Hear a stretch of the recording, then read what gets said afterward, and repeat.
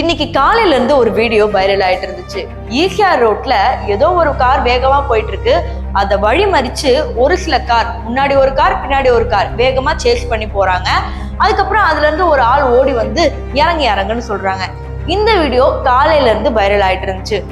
இது எப்படிலாம் திசை திருப்ப பார்த்தாங்கன்னா, இதுல வந்து டிஎம்கே கொடி இருக்கு, ஸோ இவங்க ஆல்ரெடி அண்ணா யூனிவர்சிட்டி மேட்டர்ல சம்மந்தப்பட்டனால அவங்கனாலதான் அப்படிங்கிற மாதிரி கொண்டு வந்தாங்க. அதுக்கப்புறம் போலீசார் தரப்புல இருந்து ஒரு விஷயம் வந்துச்சு. அதுதான் வந்து ட்விஸ்ட். இளைஞர்கள் ஏன் காரை பின்னாடியே தொடர்ந்து வந்தாங்கன்னா, இதற்கு காரணம் பெண்கள் வந்து அவங்களோட காரை லைட்டா உரசிட்டாங்க, அதனால மன்னிப்பு கேட்காம போயிட்டாங்களாம். அதனால இளைஞர்கள் அங்க இருந்து அவ்வளவு தூரம் வந்து சேஸ் பண்ணி பிடிச்சி நீ மன்னிப்பு கேளுடி அப்படிங்கிறதுக்காக தான் வந்தாங்க அப்படிங்கிற மாதிரி காவல்துறையில இருந்து ஒரு விஷயத்த சொன்னாங்க. இதெல்லாம் இருக்கும் போது பாத்தீங்கன்னா, தனியார் தொலைக்காட்சியில இருந்து ஒரு ரிப்போர்ட்டர் வந்து அந்த பொண்ணுக்கு போன் பண்ணி கேக்குறாங்க, அன்னைக்கு நிஜமாவே என்ன நடந்துச்சு மேடம். அந்த பொண்ணு ரொம்ப தெளிவா என்ன சொல்றாங்கன்னா, சார் நாங்க மாட்டுக்கு வண்டியில போயிட்டு இருந்தோம், இவங்க மாட்டுக்கு சேஸ் பண்ணிட்டே வந்தாங்க. ஒரு கட்டத்துக்கு மேல தாண்டி போறப்ப அங்கேயே வண்டி நின்னாச்சு, பின்னாடி ரிவர்ஸ் எடுத்ததுக்கு அப்புறம் நாங்க எப்படியோ போயிட்டு இருக்கோம், எப்படி போனாலும் விடாம பின்னாடியே வந்தாங்க. ஒரு கட்டத்துல எங்களுக்கு தெரிஞ்ச மாமா அவர்களுக்கு போன் பண்ணோம், அதுக்கப்புறம் போலீஸ்க்கும் போன் பண்ணோம், எல்லாருக்குமே போன் பண்ணிட்டு இதுதான் நடந்துச்சு. இப்ப நாங்க போலீஸ்ல கேஸ் கொடுத்துருக்கோம், இதை பத்தி இன்வெஸ்டிகேட் பண்ணிக்கிட்டு இருக்காங்க இப்படிங்கிற ஒரு விஷயத்த ரிப்போர்ட்டர்கிட்ட சொல்றாங்க. இப்ப அந்த ரிப்போர்ட்டர் என்ன பண்றாருன்னா, மேலும் மேலும் அன்னைக்கு என்ன நடந்துச்சுன்னு சொல்லுங்க, உங்களுக்கு யார் மேல சந்தேகம் இருக்கா அப்படிங்கிற ரொம்ப ட்விஸ்ட் பண்ணி கேட்கறப்ப அந்த பொண்ணு தெளிவா என்ன சொல்லிடுச்சு, இதை பத்தி இன்வெஸ்டிகேட் பண்ணிட்டு இருக்காங்க, இதுக்கு மேல இதை பத்தி கேட்காதீங்க அப்படின்னு சொல்லி முடிக்கிறாங்க.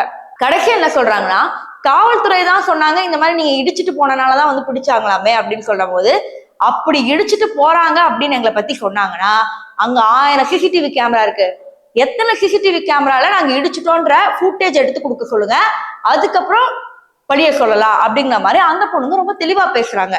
இப்போ இதுல யார் தப்பிக்க பிளான் பண்றாங்க, போலீஸாரே உடந்தையா இருக்காங்களா, இல்ல டிஎம்கே கட்சினால இவ்வளவு பிரஷர் இருக்கா அப்படிங்கிற மாதிரி தெரிய வரல. இது எப்படி உண்மையாகுது அப்படி பாத்தீங்கன்னா, இப்போ எடப்பாடி அவர்களும் அண்ணாமலை அவர்களும் இருவருமே ஒரே கேள்விதான் கேட்கிறாங்க. யார் அந்த ஷேர்னு கேட்டோம், இப்ப யார் அந்த ஷேர்கள்னு கேட்கணும் போல. டிஎம்கே வந்து இந்த நாட்டுல அட்டூழியம் பண்றாங்கப்பா அப்படிங்கிற மாதிரி, டிஎம்கே வந்து அட்டூழியம் பண்றாங்க அப்படிங்கிற மாதிரி அடுக்கடுக்கா விஷயங்களை சொல்லிக்கிட்டே இருக்காங்க. சோ கடைசியில நிஜமாவே இதற்கு காரணம் அப்படிங்கிறது இப்ப வரைக்கும் தெரிய வரல. இது போலீசார் தரப்புல இருந்து மீடியாவுக்கு சொன்னா மட்டும்தான் உண்டு. இதெல்லாம் ஒரு பக்கம் இருக்கும் போது, இப்போ இன்வெஸ்டிகேட் தொடர்ந்து பண்ணிட்டு இருக்காங்க அப்படிங்கிற மாதிரி ஒரு நியூஸ் வரப்ப நெட்டிசன்ஸ் என்ன கமெண்ட் பண்றாங்கன்னா, இன்னும் அரெஸ்ட் பண்ண மாதிரியே காட்டல, அந்த மூஞ்சிங்களை எதுவுமே போட்டோ எடுத்து காமிக்கல, அதுக்குள்ள எப்படி இன்வெஸ்டிகேட் பண்ணுவாங்க, அதுக்குள்ள எப்படி இடிச்சாங்க உரசினாங்கன்னு சொல்லுவாங்க அப்படிங்கிற மாதிரி இவங்க ஒரு பக்கம் கேட்கறாங்க. இதுல யார் சொல்றது உண்மை, யாரு சொல்றது பொய் அப்படிங்கிற மாதிரியும் தெரியல. ஒரு சில இளைஞர்களோட முகம்லாம் தெரிய வந்திருக்கு, இவங்கெல்லாம் யாரு அப்படின்னு தெரியல. ஆனா இவங்களாம் இந்த கட்சியை சார்ந்தவரா, இல்ல அந்த கட்சியை சார்ந்தவங்களோட ரிலேட்டிவா அப்படின்னு நிறைய கேள்விகள் எழுப்பப்படுது. இதோட எண்ட் என்ன அப்படின்னு பாத்தீங்கன்னா, இது வரைக்கும் இன்வெஸ்டிகேஷன் தான் போயிட்டு இருக்கு. இன்வெஸ்டிகேஷன்ல என்ன தெரியுது அப்படின்னு உங்களுக்கு நான் நாளைக்கு சொல்றேன்.